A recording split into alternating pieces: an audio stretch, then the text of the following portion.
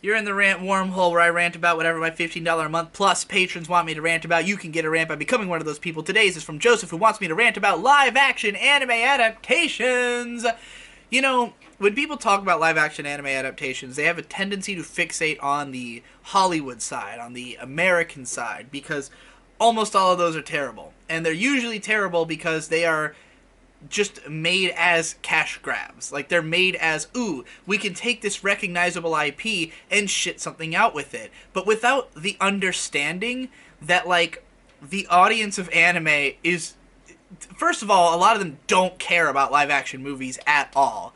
And second of all, those IPs, the people tend to care about them a whole lot.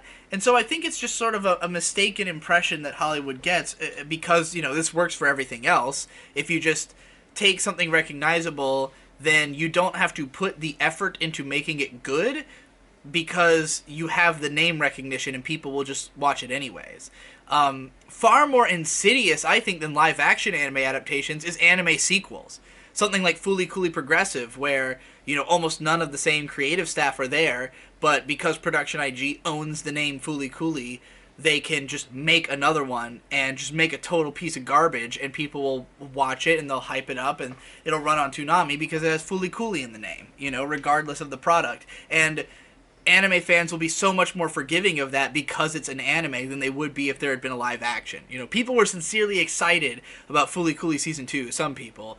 Dumb people. But, like, you know, people will always be, like, a backlash against a live action movie because it's so obviously wrong. It's so obvious why it would be bad. But there's nothing inherently wrong with adapting an anime to live action. Like, it can be done well. I would argue Battle Angel Alita was a pretty good adaptation. You know, it's not an amazing movie, but it's pretty good. And it just shows that, like, yeah, as long as the people care about the source material and are competent filmmakers or screenwriters, why wouldn't they be able to make a good adaptation? You can do it for anything. There's tons of great adaptations of every medium, you know?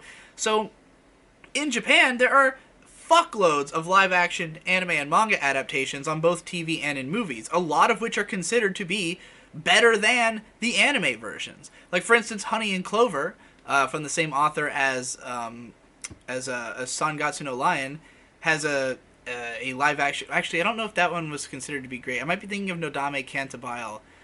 Those two are similar shows that both ran on Noitamina. They both had live action adaptations. One of them, I remember a lot of people saying that the live action was even better than the anime version. You know, and there's tons and tons of manga that have been adapted to really successful live action TV shows. I've seen a few that I thought were okay. I haven't watched a whole lot of them. There's a bunch of movies. I like the Rurouni Kenshin live-action movies, for instance. I've only seen the first one, actually. It was like 2.5 hours long, adapting the first like 5 or 6 episodes of the anime with some additional stuff thrown in. But it was even better of an adaptation than the anime was. And I think the anime of Rurouni Kenshin's better than the manga.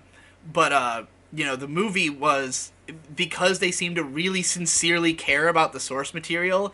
Like, my biggest problem with Rurouni Kenshin as a manga is that I really don't think that Nobuhiro Watsuki cared that much about the story. It seemed like he was just kind of making shit up as he went along and just doing whatever his editor told him to, and the story is very lifeless. Whereas all the adaptations of Kenshin are from people who seem to have drawn a lot more out of it and care a lot more about these characters and have been more influenced by them and have created something even better out of it. So, like, you know, that's an example of a solid live-action movie based on an anime or manga. And there's a lot of them in Japan. Like, if you look up, you know, live-action anime, you'll find a huge list. And there's only a few that have come out of America because they've all been terrible and unsuccessful. So, like, yeah, I just think that, you know, if they're doing it because they want to take something popular and make a quick buck off of it, it's obviously going to be bad. And bad adaptations of shit come out fucking constantly on this same logic. Good things are good. Anything can be good if it's good. You just got to make it good. That's the key. That is the only thing you need to make something good, is to make it good. You follow? You comprende?